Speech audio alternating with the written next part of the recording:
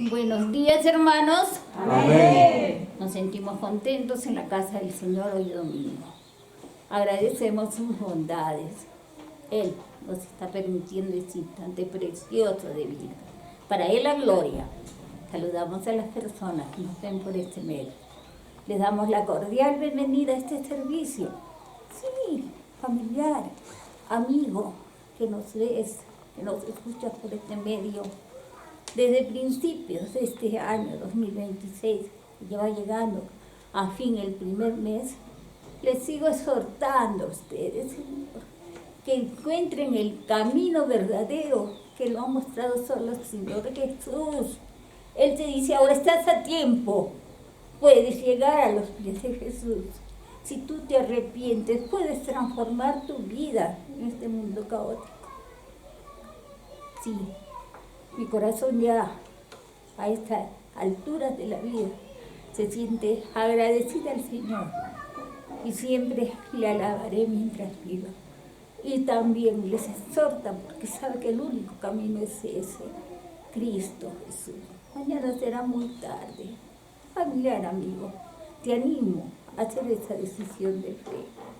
El Señor nos tuvo tanto amor a nosotros que estábamos condenados a muerte eterna. ¿Por qué? Porque la paga del pecado es muerte. Pero Cristo fue el único que podía cargar con toda esa maldad para pagar el justo precio por toda nuestra maldad. ¿Pero de quién? No era de Él. Estaba cargando tu maldad, la mía. Y Él nos limpió. Nos lavó con su preciosa sangre. Amén. Amén. Amén. La gloria sea para el Señor. La gloria sea para el Cordero. Y porque nuestro Dios es tan grande que envió a ese Jesús, a su unigénito Hijo, a morir por nosotros. Amén. Amén. Amén. Veremos la alabanza que corresponde para hoy. La alabanza dice, porque tú eres bueno. Sí, familiar, amigos, que nos escucha, se va a realizar acá una actividad en la iglesia, que es la Escuela Bíblica de Vacaciones 2026.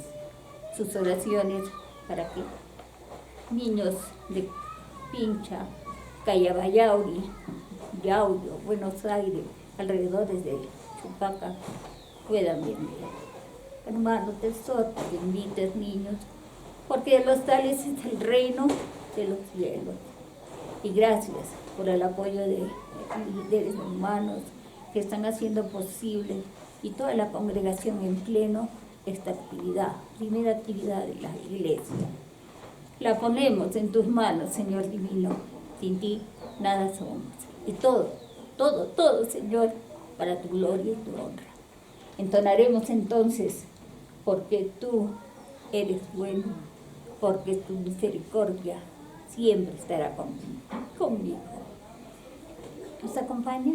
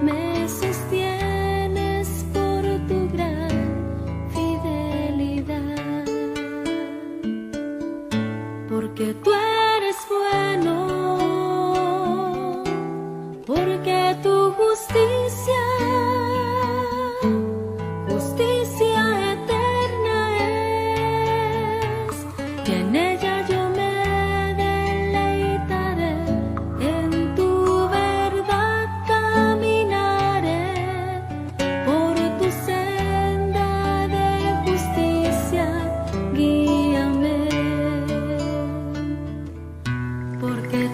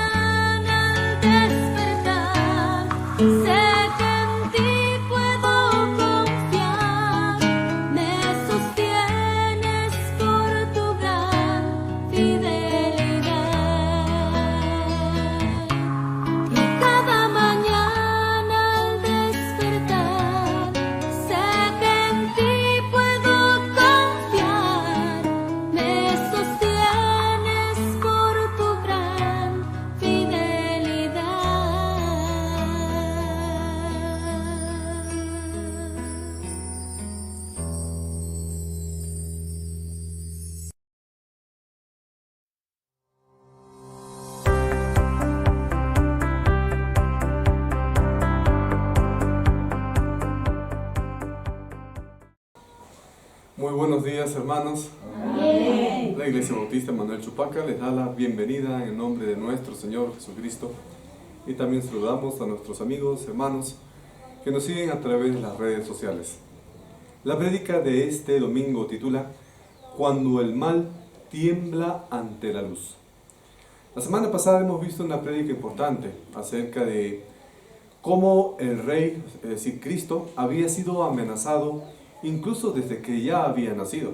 ¿Recuerdan ustedes la historia de cuando los Reyes Magos visitaron a Herodes, anunciando que se había cumplido la profecía acerca del nacimiento de Cristo, porque los magos estaban siguiendo una iglesia? La prédica que vamos a tener hoy va a ser la continuación justamente de ese mensaje. Muchos piensan que el Evangelio solamente es paz, solo amor, solo bienestar, y algunos dicen que es prosperidad. Pero Mateo capítulo 2 nos recuerda algo, y esto sacude nuestra mente. Cuando Jesús apareció, no todos aplaudieron, algunos temblaron. No fue la religión la que despertó el interés del rey Herodes, sino la presencia de un rey verdadero. Cristo no vino a adornar la vida, vino a gobernar nuestras vidas. Y cuando Cristo entró en escena, los tronos falsos se sintieron amenazados. Por eso el conflicto se encendió. Adoración para unos, persecución para otros. Y el problema es que este mundo, el mundo en el cual nosotros vivimos, no entienda a Jesús, sino que el problema es que Jesús amenaza sus tronos. Y cuando yo hablo de los tronos del mundo, hablo de los lujos, del pecado y tantas otras cosas que el mundo sigue y que el mundo no quiere dejar. Imagina a un joven profesional que es exitoso, que dicen que él es buena persona. Esta persona, y ustedes seguramente cuando han hablado con alguien, y este joven respondió lo mismo que ustedes seguramente muchas veces han escuchado. Yo creo a Dios, o creo en Dios a mi manera. A este joven no le gustaba, o por un dicho, no le disgustaba los versículos motivacionales. Por ejemplo, el de Filipenses 4:13. Todo puedo en Cristo que me fortalece. Amén. Es cierto, tiene un profundo significado espiritual, pero el mundo a veces lo interpreta de otra forma. Cuando escucha todo lo puedo en Cristo que fortalece, quiere decir, yo puedo tener entonces mi casa, yo puedo ser rico. Eso no es lo que dice Filipenses 4:13. A este joven de repente no le disgustaba o no le molestaba algunas canciones evangélicas actuales, que son suavecitas, muy inspiradoras, pero no tienen significado cristiano en realidad. O los mensajes que dicen por ahí de algunos predicadores: Dios quiere verte feliz, Dios quiere verte millonario, Dios quiere verte exitoso. Incluso este joven compartía versículos o mensajes cristianos en sus redes sociales, cuando se sentía mal, cuando se sentía deprimido. Pero un día, en un estudio bíblico profundo y fundamentado en la palabra de Dios, escuchó algo distinto. Escuchó lo siguiente: Jesús no solo quiere ayudarte, Jesús quiere reinar en tu vida. Ese día entonces, la palabra no le acarició su orgullo, no le acarició su ego, sino que lo confrontó. Y allí empezó un conflicto en su interior. Porque mientras Jesús sea para algunos un consejero emocional, la gente lo tolera. La gente dice, Jesús está bien. Para algunas personas, mientras que Jesús sea de repente como un amuleto espiritual, piensa que Jesús le va a dar buena suerte de repente porque cargas una Biblia o porque tienes una crucecita en tu collar, vas a pensar que todo te va a ir bien. Jesús no es algo decorativo. Muchas personas ponen a Jesús solamente como un amuleto en la esquina de su corazón.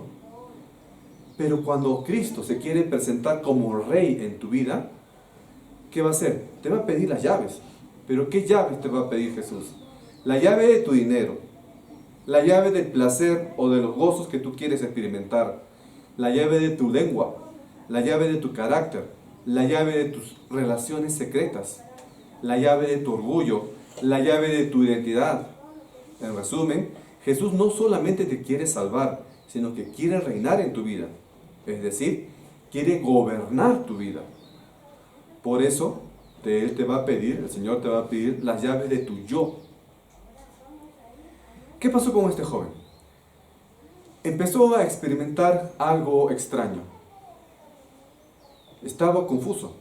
Y no es que él no sabía quién era Jesús, o que no entendía quién era Jesús, sino que no quería rendirse ante la soberanía de Cristo. Esto no representa ignorancia. Hay muchas personas que saben quién es Jesús, saben cuál es la obra que Él ha hecho, pero la cosa es que no quieren hacerle caso, no quieren recibirlo o no quieren dejarse gobernar porque no quieren dejar su vida de pecado. Entonces esto ya no es ignorancia, es resistencia ante Dios. Porque dentro de su corazón muchas personas tienen ahí puesto un trono con sus deleites, con sus cosas que no quieren dejar. Tienen entonces allí en su corazón un dueño. Y ese dueño no quiere bajarse de ese trono para dejar que Cristo se reine, se siente en el trono de su corazón. Y esto mismo que puede pasar en este joven, como en muchos jóvenes, incluso también algunos cristianos que están viviendo una vida espiritual tibia, ocurre en una misma escala a nivel social. A un mundo que le encanta ese Jesús tolerante, incluso iglesias que permiten o son permisivas, incluso con matrimonios de personas del mismo sexo, está ocurriendo lamentablemente en la iglesia cristiana.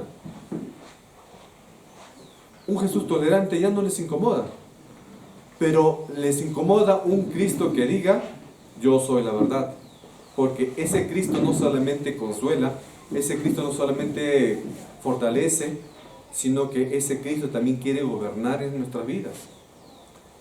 No es un Cristo que solamente te abraza cuando estás triste, sino también es un Cristo que quiere corregirte. No es un Cristo que solamente promete, sino también es un Cristo que exige de nosotros arrepentimiento y alejarnos del pecado. Entonces el problema no es que el mundo no entienda a Jesús, sino el problema que el mundo no quiere hacerle caso a Jesús en cuanto a la palabra de Dios. Esta ilustración entonces nos está ayudando a entender por qué Mateo 2 no va a ser solamente una historia antigua o un relato aparentemente superficial o trivial, sino que es un espejo del corazón humano y del sistema de este mundo. Herodes no odiaba a Jesús por ignorancia. Herodes sabía muy bien quién era Jesús, porque conocía las profecías, se asesoró por los sacerdotes de Israel y confirmó la profecía a través de los magos.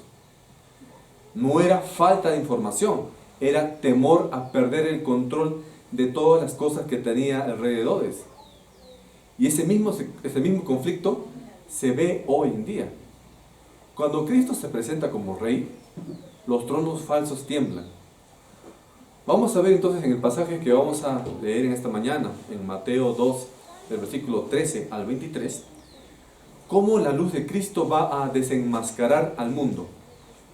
Cómo este mundo rechaza con violencia a la palabra de Dios.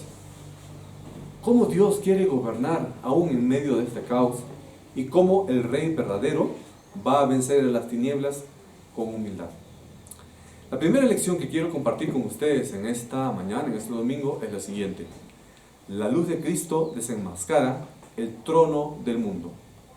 Por favor, hermanos, vayamos a nuestras Biblias y leamos Mateo capítulo 2, versículo 13.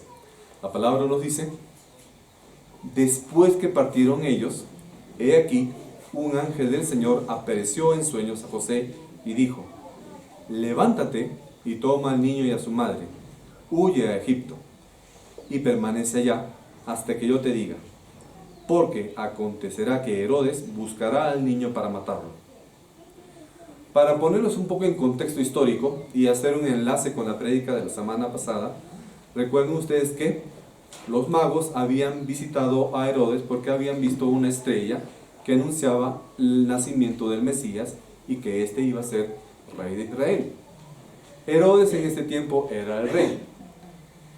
Herodes, pues celoso, amenazado por este nuevo rey que había nacido, le dijo a los magos, vayan a buscarlo a este Mesías, adórenle y avísenme dónde está para yo también ir. Los reyes magos se acercaron a Jesús y le entregaron los regalos, ¿no es cierto? Hasta ahí nos quedamos en la historia y la aplicación del mensaje la semana pasada. Continuamos entonces con todo este mensaje y nos habíamos quedado en que los magos habían visitado a Jesús y se fueron. Justo continúa aquí la historia. Nos dice entonces acá en este contexto histórico que los reyes magos, o como se le dice los reyes magos, aunque solamente son los magos, habían visitado a Jesús, le habían dejado sus regalos, ellos se fueron, pero allí en sueños Dios le dice a José que se vaya de Belén y que escape a Egipto porque Herodes lo iba a matar. Aquí Mateo nos está llevando un detalle muy importante. Jesús recién había nacido, estaba llorando, con pañalitos de repente. ¿Jesús habría predicado? No, solamente lloraba, tenía hambre, tenía frío. ¿Jesús había hecho algún milagro? No, no es cierto. ¿Jesús había confrontado de repente a algún fariseo? No. Sin embargo, ya tenía desde su nacimiento una amenaza mortal contra él. ¿Cómo se explica esto? Si él no había hecho nada todavía, ya lo querían matar. Porque Cristo no es una idea neutra o abstracta, ni un símbolo religioso más. Cristo es la luz, y donde la luz aparece, las tinieblas quedan expuestas y las tinieblas se rebelan contra la luz. Mateo 2.13 entonces nos está presentando acá esta historia de la huida a Egipto, no como un evento o un accidente histórico, sino como una evidencia de una guerra invisible. El reino de Dios había entrado al mundo y el reino de las tinieblas estaba reaccionando contra el reino de la luz. Aquí debemos entender entonces algo esencial. Jesús no era solamente un niño indefenso. Él es el rey prometido, el hijo de David, el Mesías anunciado por los profetas muchos siglos atrás. Su nacimiento no había sido un evento privado, porque muchos pastores fueron incluso a adorarle. Fue una declaración universal. Dios había enviado al verdadero rey. Y eso es justamente lo que Herodes no había tolerado. Herodes sabía quién era Jesús. Y Herodes no discutía aquí sobre la teología. Herodes quería ¿qué cosa? Quería defender su trono. No quería dejar de ser rey.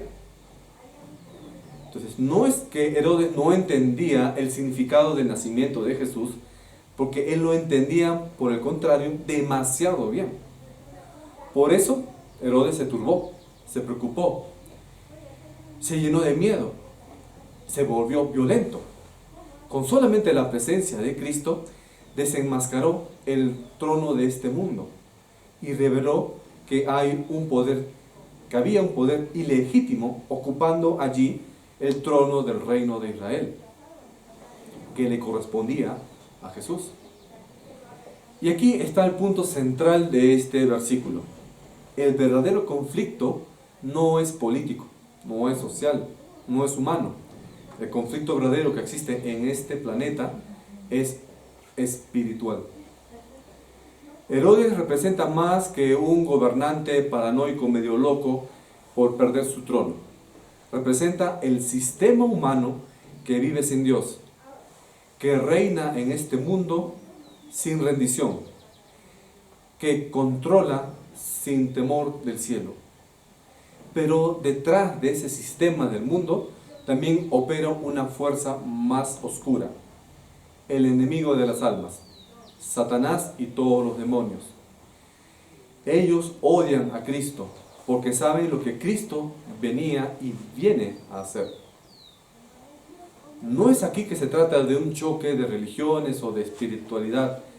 Es el choque entre dos reinos. Cristo no vino solamente a mejorar nuestra conducta humana para que seamos más bonitos, ¿no? vino a destronar a ese usurpador, vino a destronar a Satanás y a establecer su dominio, el dominio de Cristo, sobre nuestros corazones, familias, ciudades y naciones. Por eso la reacción del enemigo, de Satanás, fue así muy intensa. Porque donde Cristo nace, el infierno se alerta, se alarma. Ahora, esta historia, ¿cómo la podemos aplicar a los creyentes de hoy, del siglo XXI? En el siglo XXI el mundo todavía tolera religión. Hay personas religiosas, pero aún así se resisten a tener a Cristo como Rey. La sociedad puede aceptar a un Cristo inspirador, un Cristo amoroso, un Jesús motivacional que te inspire, que te ayude a progresar, que te ayude a tener tu empresa, que te ayude a tener muchas casas, etc. Un Jesús que te acompaña en tu autoestima. Pero este mismo mundo se incomoda cuando ven a un Cristo que te dice, sígueme. A un Cristo que te dice, niéguete a ti mismo. A un Cristo que te dice, arrepiéntete. A un Cristo que te dice, deja tu pecado. O a un Cristo que te dice, toma tu cruz. Un Jesús que solamente consuela puede ser celebrado. Pero un Jesús que manda y que gobierna muchas veces es rechazado. La cultura puede ofrecer o puede celebrar, agradarle de repente, frases como amor, paz, unión, pero rechaza a Cristo cuando demanda obediencia absoluta.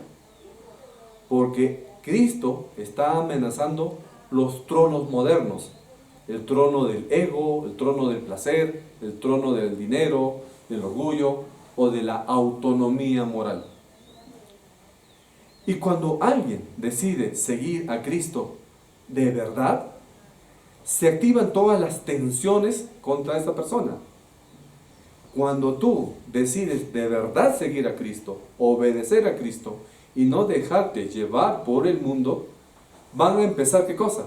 Las miradas raras, las burlas contra ti, la exclusión social, el rechazo profesional, el rechazo de tus familiares. Algunas personas te van a decir, eres un fanático, eres un aleluya, cuando lo único que estás haciendo es someter tu vida a nuestro Señor Jesucristo. Por eso y eso es exactamente lo mismo que ocurrió desde el inicio, cuando Cristo nació. Todo el mundo y todo el enemigo se le iba encima a Jesús. Por eso la declaración pastoral aplicada a este tiempo es bastante clara.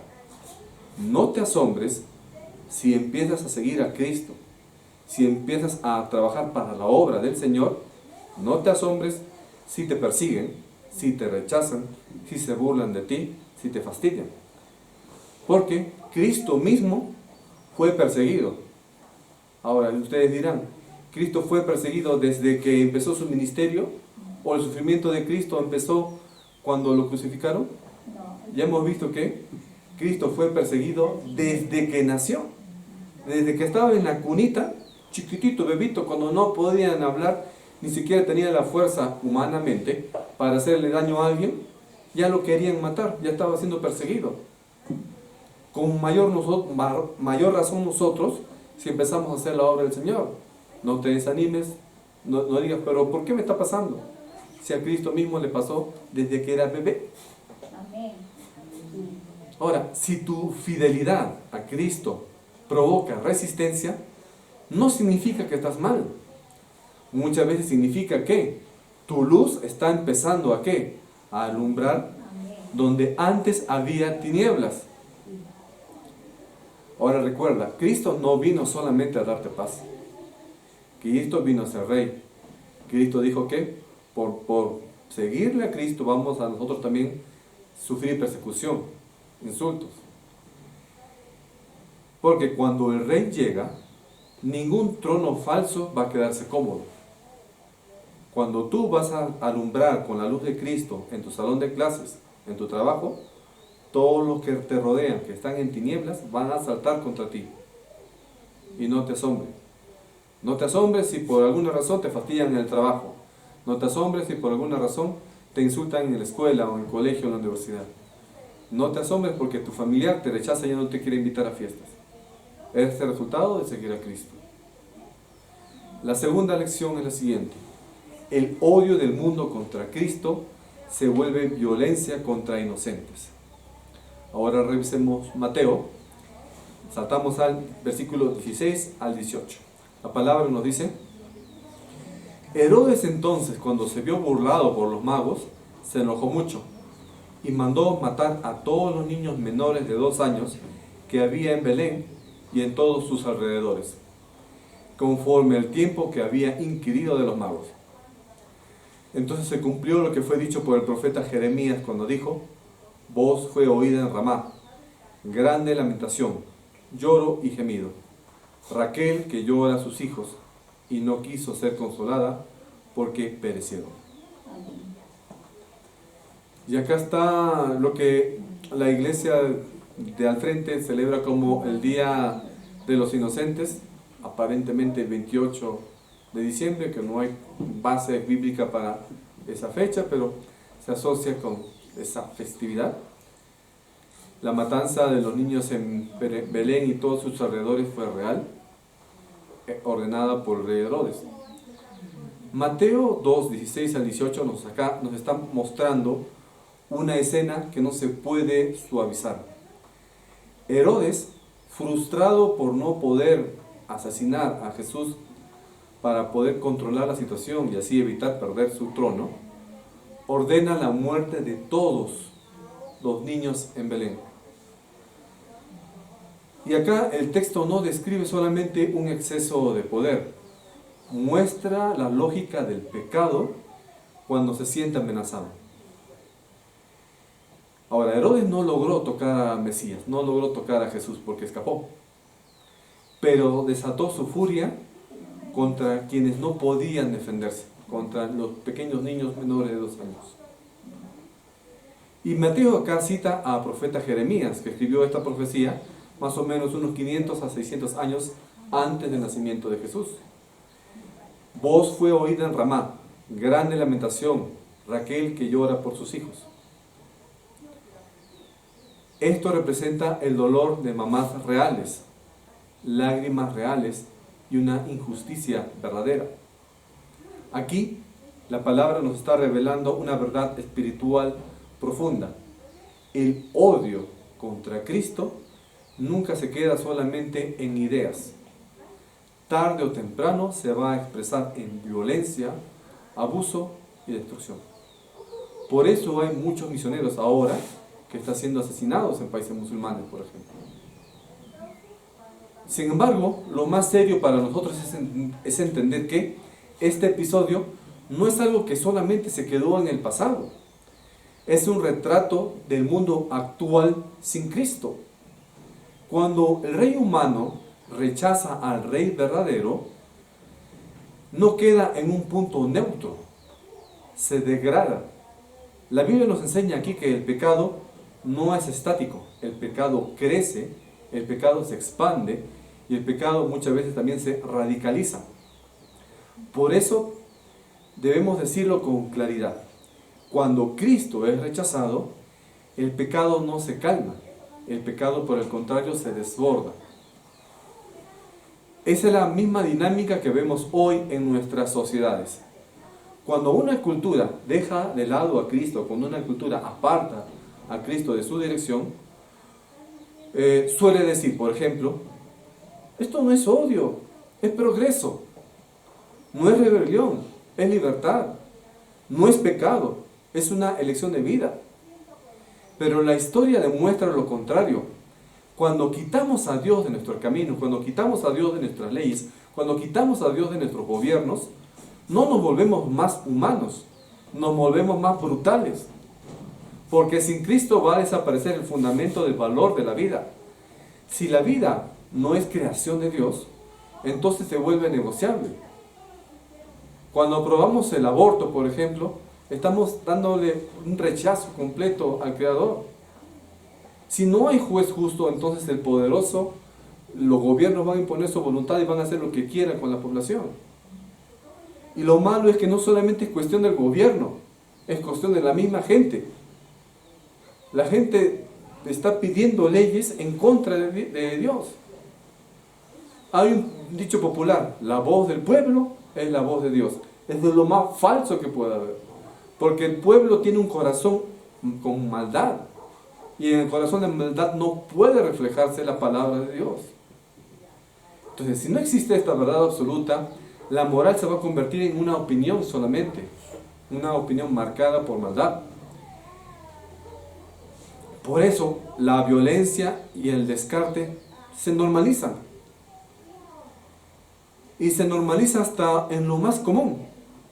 Por ejemplo, la violencia ahora es entretenimiento. Muchos juegos, videojuegos, que están de repente jugando sus pequeños o sus niños, es de guerra, matanza. La corrupción se ha vuelto rutina, se ha vuelto normal. El abuso ya no es solamente un secreto. La mentira se utiliza como estrategia. La promiscuidad ya es un derecho que no se puede tocar. Ya el que quiere puede tener cuantas parejas puede tener. La perversión se ha hecho ya una identidad incuestionable. La vida humana está llena de errores, y estamos yendo cada vez más hacia el abismo. Por eso es que cuando una sociedad rechaza a Cristo, la justicia no solamente aumenta, sino que la injusticia no solamente aumenta. La injusticia ahora se institucionaliza, se vuelve parte del sistema, se vuelve parte de la cultura, hasta incluso se vuelve parte de la ley. ¿Cómo es posible que, por ejemplo, en algunos países ya esté aprobado como ley matar a un bebé inocente dentro del vientre materno? Y esto ya no causa escándalo, más bien produce aplausos, más bien produce aprobación. Y lo más inquietante es que muchas veces los inocentes van a pagar ese precio. Los niños, los débiles, los pobres, los ancianos, los indefensos. Lo mismo que hizo Herodes hace más de 2000 años, están haciendo muchos gobernantes hoy al aprobar leyes, por ejemplo, a favor del aborto. Esto es exactamente lo que ocurrió con Herodes. Él fue una figura histórica, sí, pero también es un símbolo. Representa un corazón humano sin Cristo. Y un corazón humano de hoy se convierte también en una especie de Herodes, que quiere reinar, que quiere controlar, que quiere decidir lo que está bien o lo que está mal. Y cuando algo amenaza ese trono, no se limita solamente a rechazar, sino también a destruir. El mundo no solamente dice, no quiero a Cristo. El mundo dice, quiero silenciar a Cristo, o todo lo que Cristo representa. Y si no puede silenciarlo directamente, va a atacar a los frutos de la luz.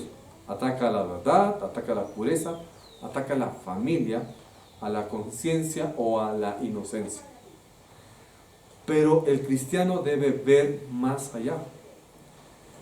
El cristiano no debe ver solamente o quedar como espectador ante la crisis social, ni únicamente a los problemas de seguridad que tenemos, ni a una suma de incidentes que se presenten. Detrás de todo esto vemos una resistencia espiritual. Las tinieblas que están resistiendo a la luz. El enemigo, Satanás, odia a Cristo, y por eso odia lo que Cristo protege: la vida, la verdad, el bien, la pureza. Satanás odia a Cristo, y por eso también Satanás odia a los cristianos. Te odia a ti, me odia a mí, y va contra nosotros. Por eso que la iglesia no debe dormirse, la iglesia no debe dejarse llevar, la iglesia no debe llegar tarde a la iglesia. La iglesia, ¿qué debe hacer? Debe orar, debe predicar, debe trabajar para la obra, debe denunciar el pecado, debe defender al vulnerable, debe proclamar lo que solo Cristo detiene para evitar la degradación humana. Porque donde Cristo reina, la vida va a ser sagrada. Donde Cristo reina, el débil importa. Donde Cristo reina, la inocencia debe ser cuidada. Y donde Cristo es rechazado, el pecado no se calma, el pecado se desborda. Una tercera lección. Dios gobierna incluso cuando el mal ruge. El plan no se detiene. Volvamos a leer Mateo capítulo 2, versículo 13 hasta el 15 y saltamos del 19 al 21. La palabra nos dice: después que partieron ellos, he aquí un ángel del Señor apareció en sueños a José y dijo: levántate y toma al niño y a su madre y huye a Egipto, y permanece allá hasta que yo te diga, porque acontecerá que Herodes buscará al niño para matarlo. Y él, despertando, tomó de noche al niño y a su madre y se fue a Egipto, y estuvo allá hasta la muerte de Herodes, para que se cumpliese lo que dijo el Señor por medio del profeta cuando dijo: de Egipto llamé a mi hijo.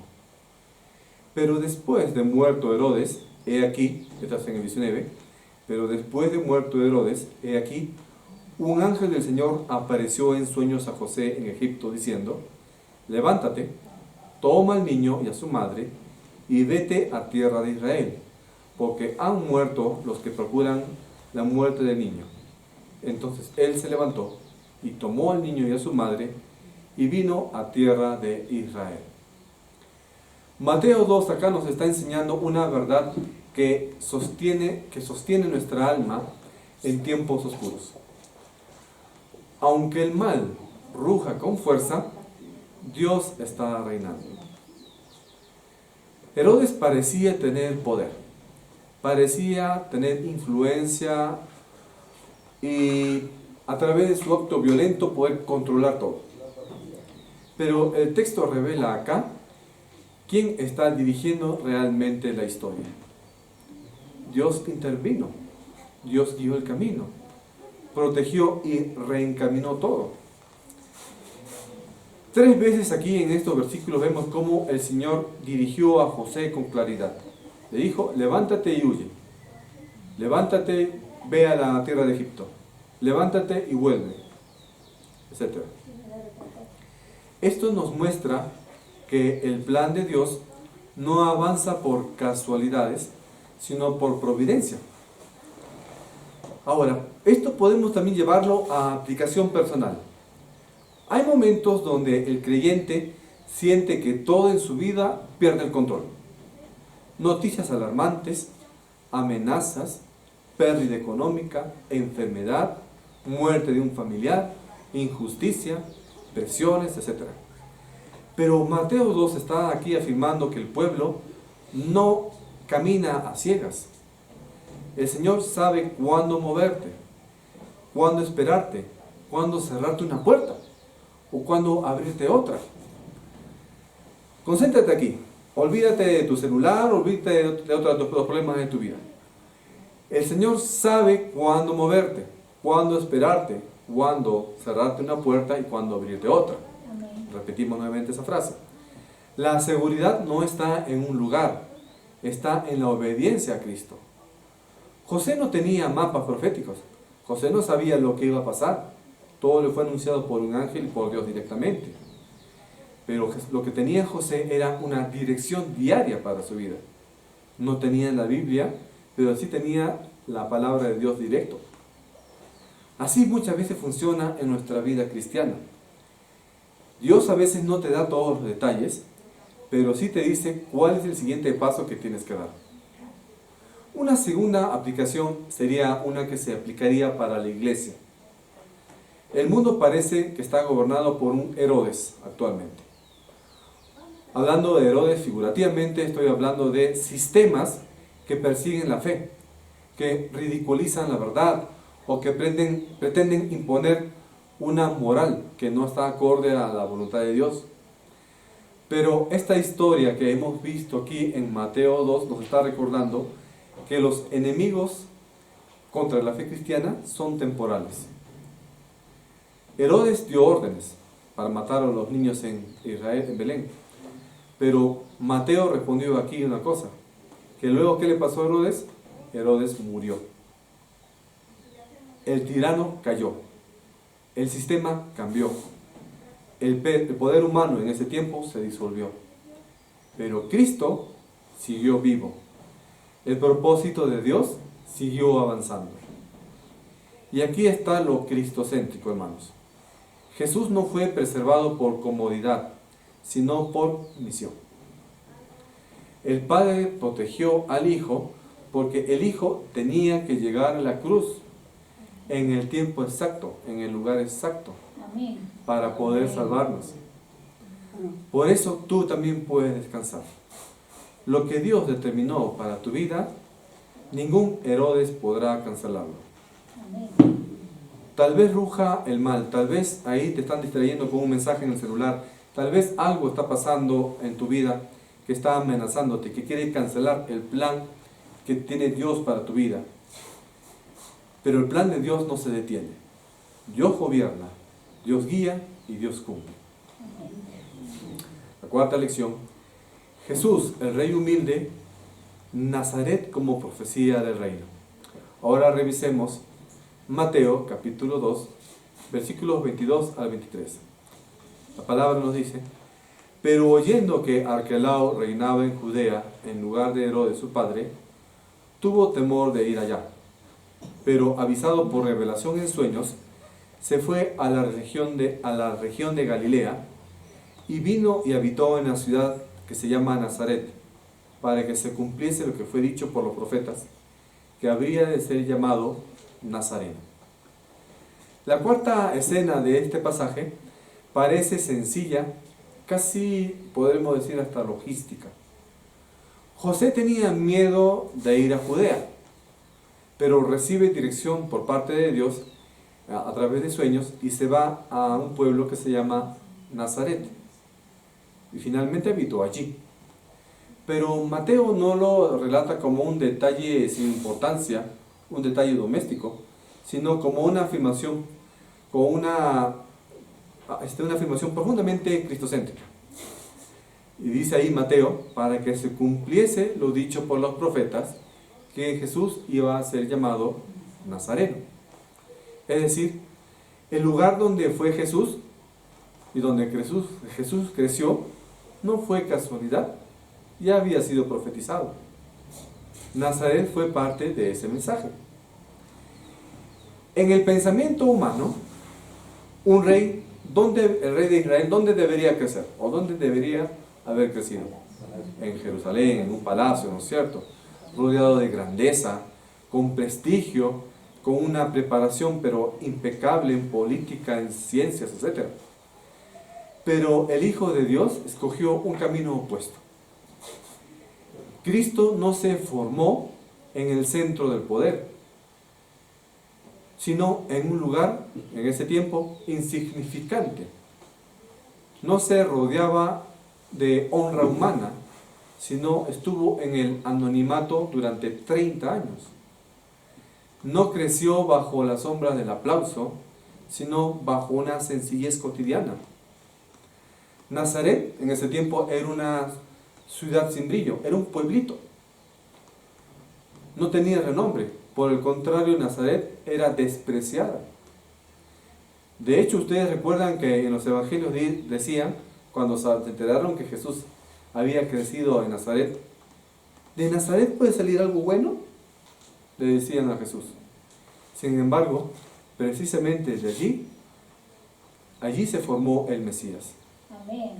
Amén. Esto no es un accidente, es una señal del carácter del reino. El reino de Dios muchas veces opera al revés de lo que el mundo entiende. El mundo, ¿qué cosa te dice? Tienes que buscar tu altura, tienes que buscar tu estatus, tienes que buscar tu posición. Cristo escogió humildad. El mundo te pide reconocimiento.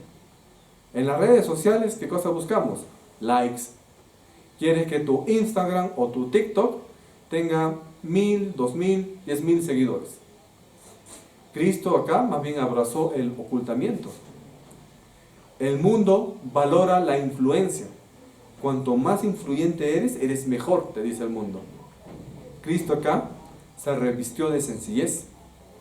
Desde su infancia, Jesús no predicaba con su vida lo que luego diría con palabras. Nazaret aquí anticipaba el patrón completo del Evangelio. El descenso antes de la exaltación. La humildad antes de ser reconocido. Antes del trono vino el madero. Antes de la corona celestial que tiene Jesús, vino a poseer él una corona de espinas. Antes de la victoria estaba el silencio. El Mesías no irrumpió en su primera venida como un conquistador con espada, sino vino como un cordero. Así Mateo capítulo 2 no solamente nos presenta a un niño que escapaba de Herodes, sino que presentaba a un Salvador que se humilló voluntariamente para cumplir la voluntad del Padre. Cristocéntricamente este aspecto es importante. Jesús no vino para impresionar, sino para redimir. La grandeza de Cristo no estuvo en el espectáculo, sino en una obediencia perfecta. Su gloria no fue manifestada en palacios, sino en su identidad. Él es el Hijo de Dios, el Hijo eterno que se hizo hombre y eligió un camino de humildad para identificarse con los débiles, con los despreciados, con los don nadie de este mundo. Nazaret entonces proclamó a este Cristo Rey, pero también era un rey distinto, un rey que se acerca, un rey que se baja a lo llano, pero también es el rey que salva. Amén. Amén. Y por eso, al final, la pregunta es, ¿qué tan grande es nuestro escenario? Sino, ¿cómo se parece tu vida a la vida del rey nazareno?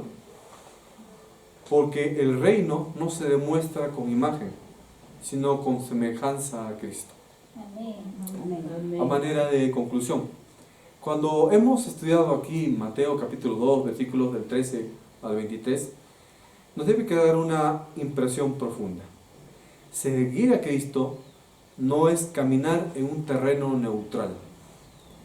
Desde la cuna, Jesús fue perseguido, no porque hiciera algo malo, sino porque su sola presencia revelaba la verdad, y la presencia de Cristo amenazaba a las tinieblas y al enemigo. Y esa misma realidad sigue vigente hoy. El mundo puede tolerar la fe superficial, una fe privada, una fe suavecita, una fe doméstica. Pero cuando se quiere exponer la palabra de verdad con toda su dimensión, exponiendo la realidad del pecado, la obediencia hacia Cristo y la amenaza del infierno, el mundo tiembla. El mundo tiembla ante un Cristo que quiere gobernar nuestra vida, que nos confronta o que exige rendición. Por eso hoy el cristiano estoy diciendo, no solamente el no creyente, sino el cristiano debe examinarse con honestidad.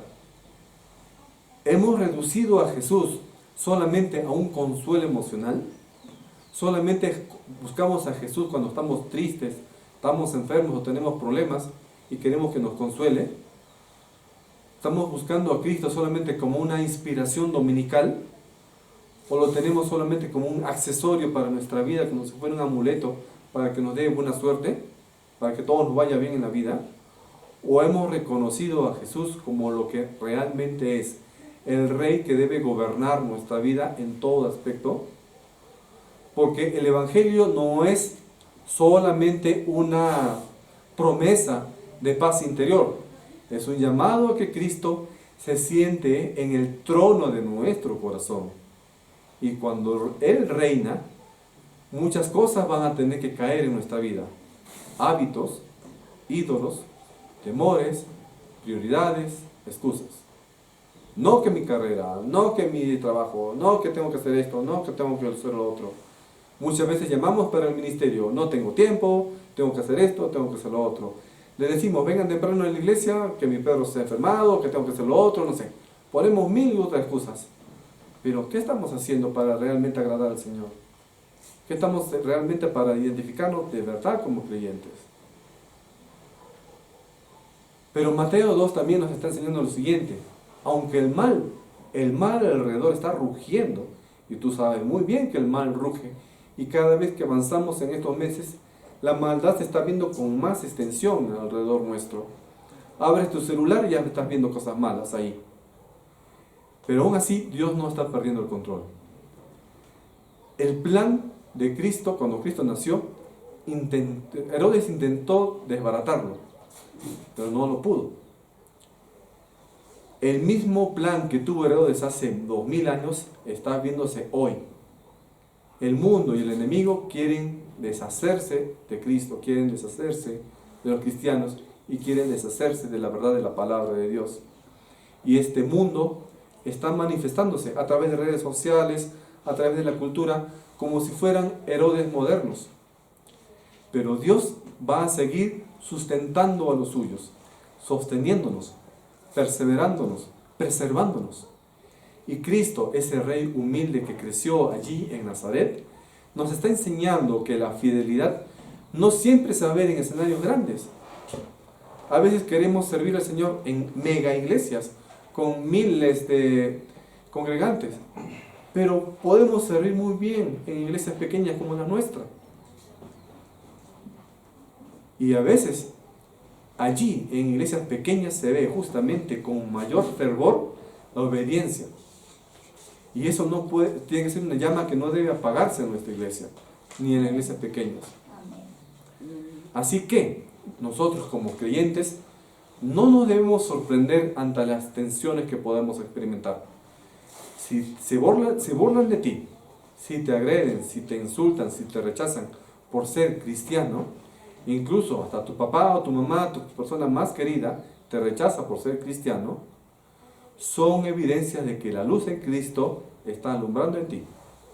Por el contrario, si dices ser creyente y el mundo está acomodado o conforme contigo, tú eres el problema.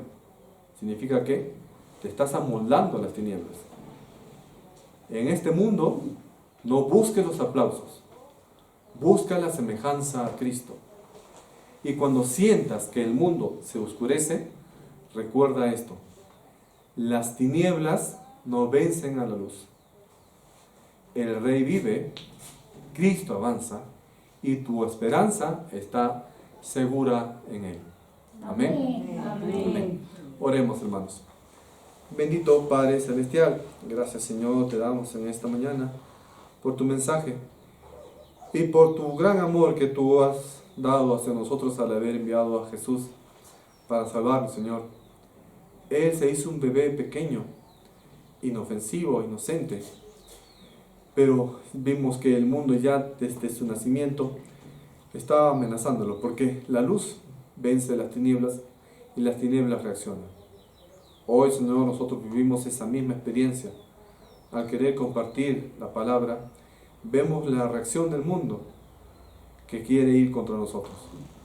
Señor, danos la fortaleza para que nosotros podamos estar unidos como iglesia en congregación, para que no haya discusión ni siquiera entre nosotros, porque estamos trabajando para la obra, para llevar a luz a niños pequeños, a familias, a personas en nuestra comunidad.